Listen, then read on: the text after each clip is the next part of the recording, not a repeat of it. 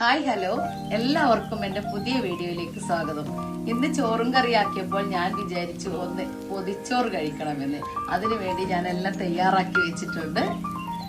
നമുക്ക് ഇലയെല്ലാം ഞാൻ വാട്ടി വെച്ചിട്ടുണ്ട്. നമുക്ക് കുറച്ച് ചോറിട്ട്, ഇത് കോവക്ക വറവാണ്.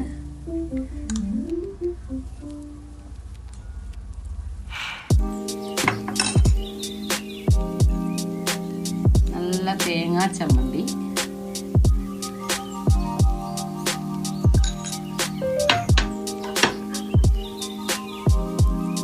മുട്ട ഓംലെറ്റാക്കിയത്,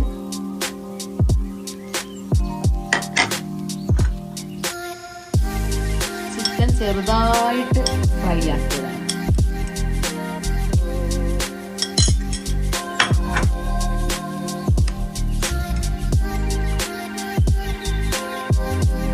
നാരങ്ങ അച്ചാറ്,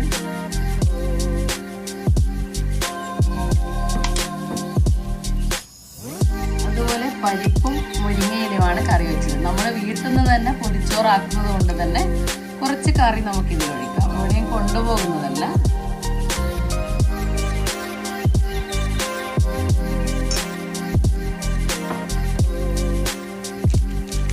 നമുക്ക് നല്ലപോലെ പൊതിഞ്ഞ് ഒരു 10-15 മിനിറ്റ് വെക്കാം.